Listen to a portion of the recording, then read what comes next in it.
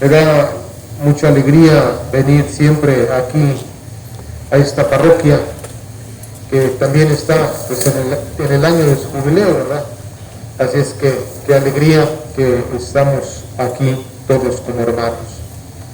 Fíjense que les decía yo al principio de la Eucaristía que el día de mañana vamos nosotros a celebrar la fiesta de Pentecostés.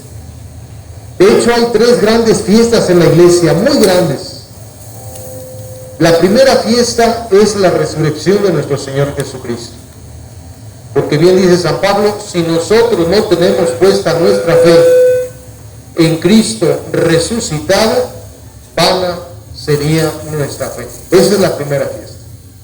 La segunda fiesta que tiene la iglesia en todo su año es la fiesta del nacimiento de nuestro Señor Jesucristo. O sea, el 25 de diciembre.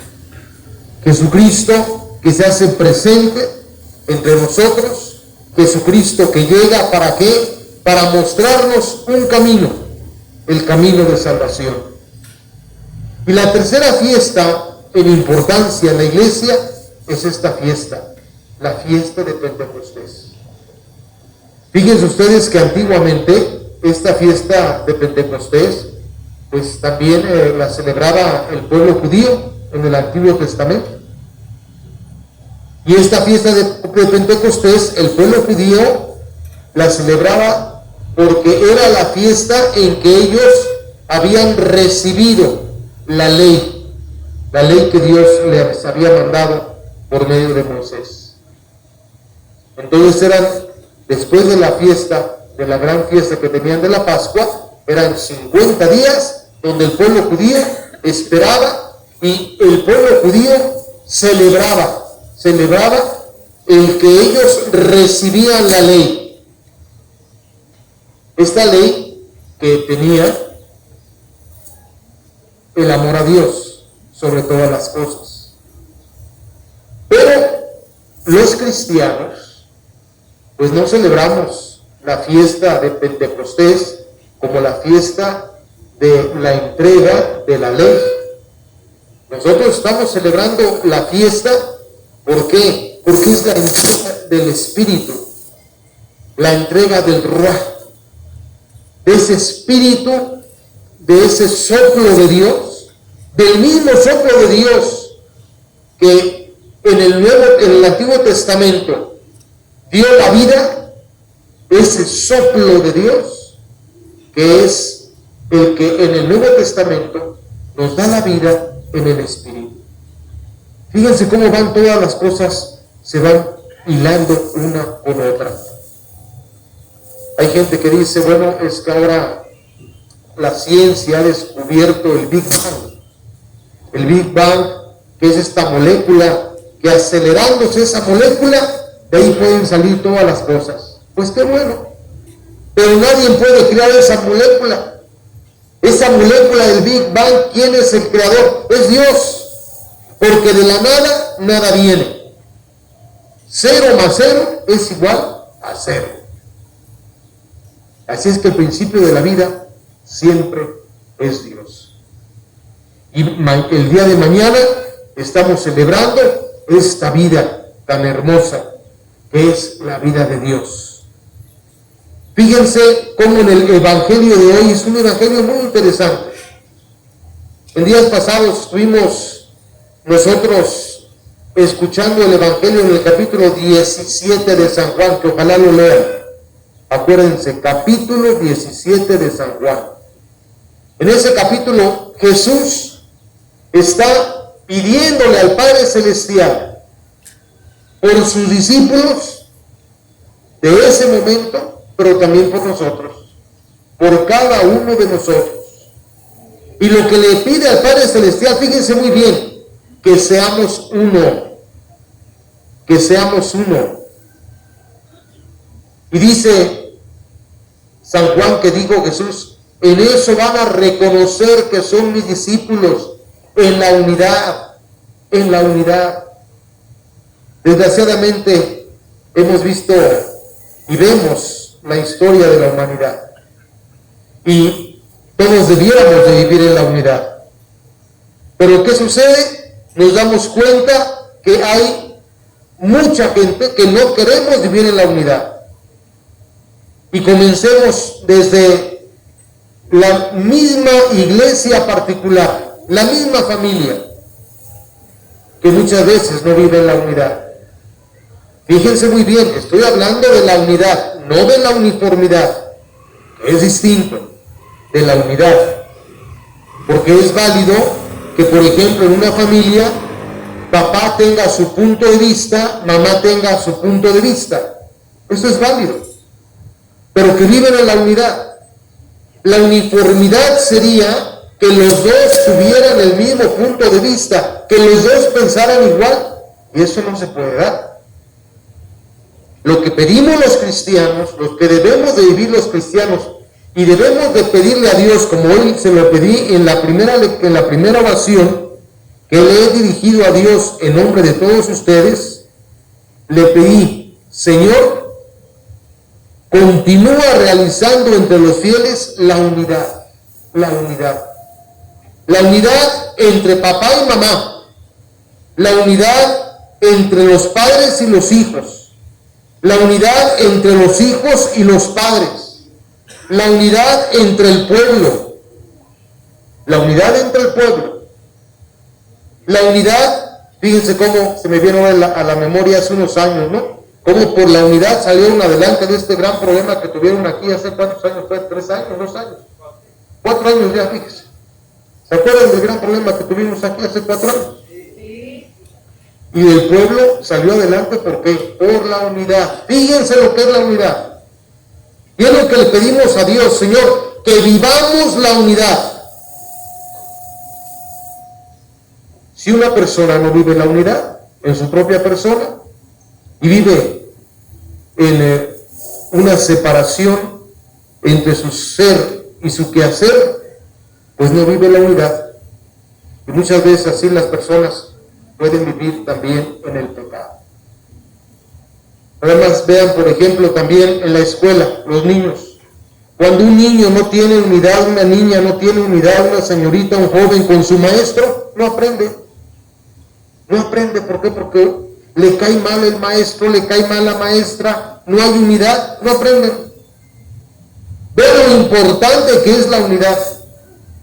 Y Jesús, ¿qué es lo que nos pide precisamente? La unidad.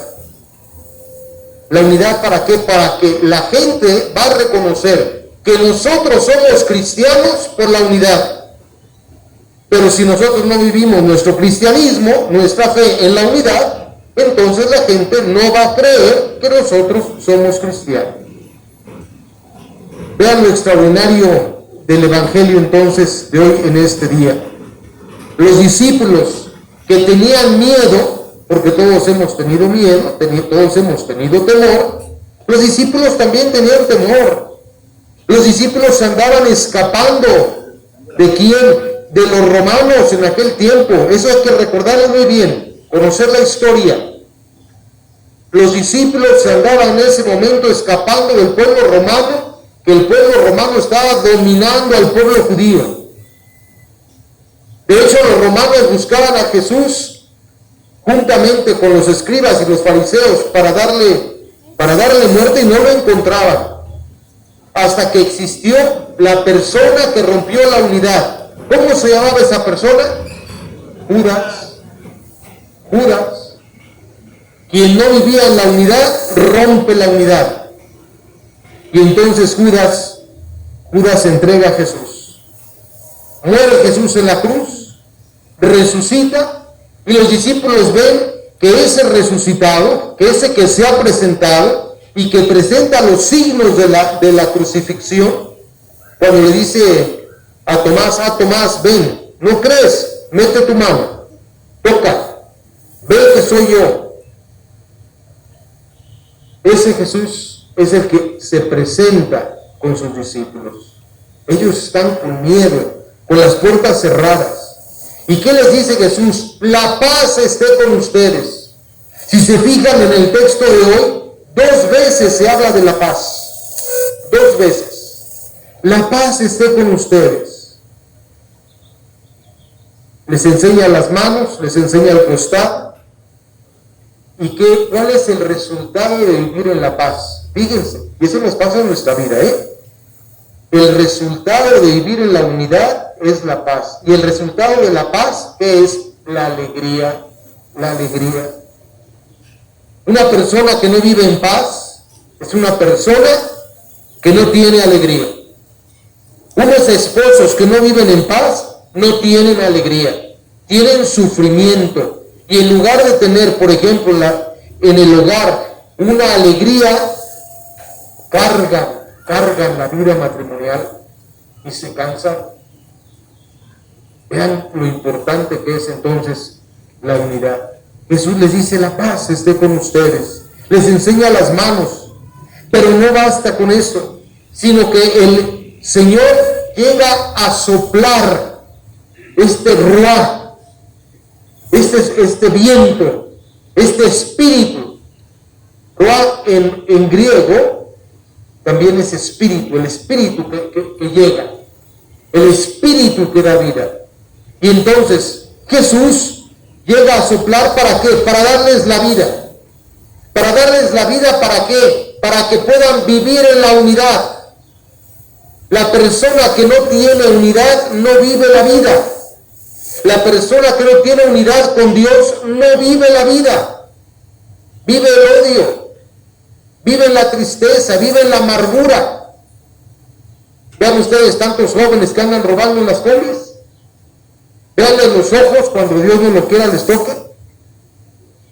¿Verdad? Veanle los ojos. Tienen tristeza, tienen amargura. No son felices, no tienen paz. Vean a los muchachos cuando se drogan, las muchachas. No tienen paz, no tienen alegría. Vean el matrimonio, véanse como vecinos.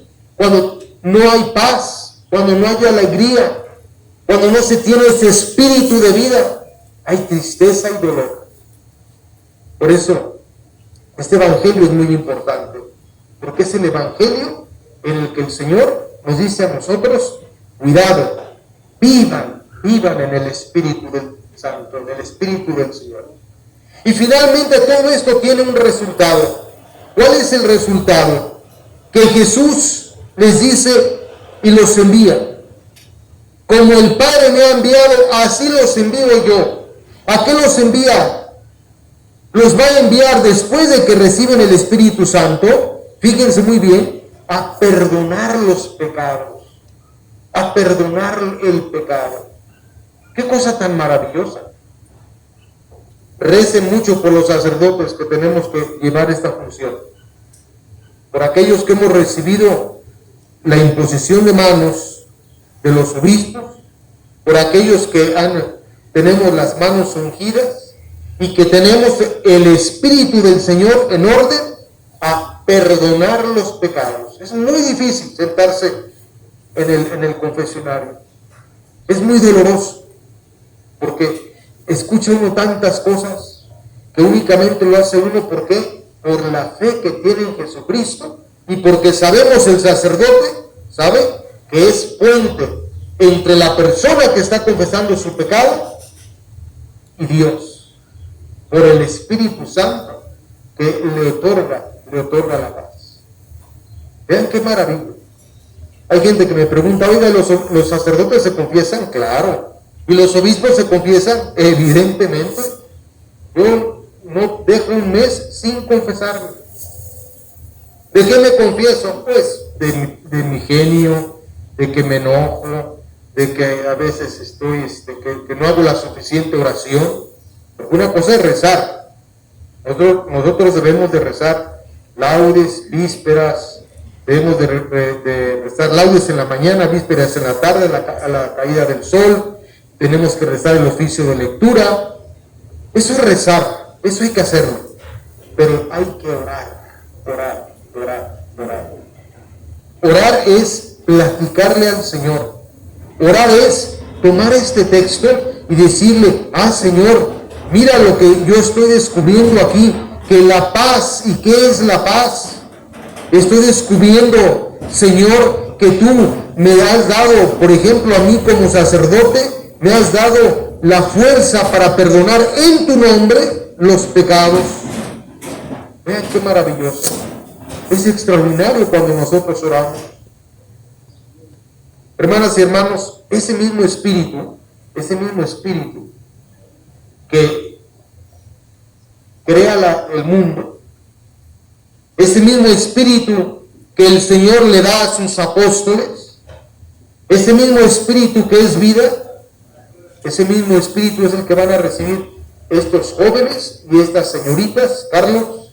Ese mismo espíritu, ¿para qué? Para que ellos puedan vivir el Evangelio, o sea, vivir la unidad, vivir en la unidad, para que ellos también en Jesucristo y con los hermanos con los que viven puedan ser unos, para que puedan vivir en el amor, para que puedan hacer buenas obras de caridad, Miguel, buenas obras de caridad, que ayudes a tus compañeros en la escuela, que no les hagas bullying, que vengas a misa los domingos, que pidas a Dios por tu familia. Ese es el sentido de los dones, de los 7 dones que recibimos en el Espíritu Santo. Así es que, hermanas y hermanos, pidámosle a Dios que estos niños, niñas, jóvenes, señoritas, que ahora ya prácticamente todos son jóvenes, ¿no? Y señoritas, porque niños y niñas en la iglesia, qué bueno que cambió. A mí me da mucho gusto, porque no sabían a lo que se comprometían.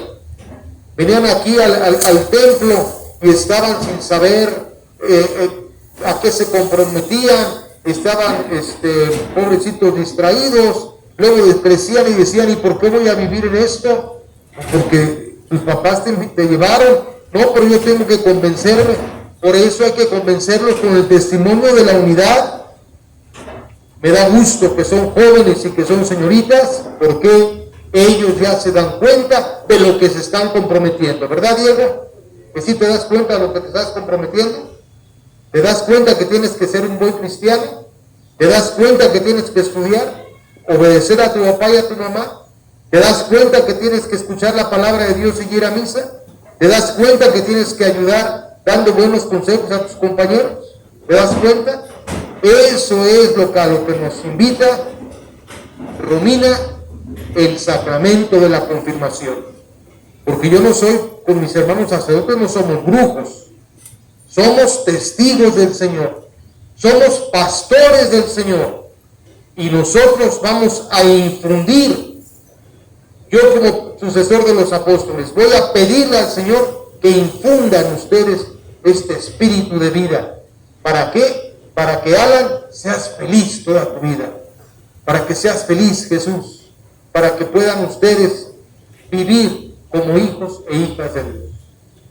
Que así sea. En el nombre del Padre, del Hijo y del Espíritu Santo. Amén.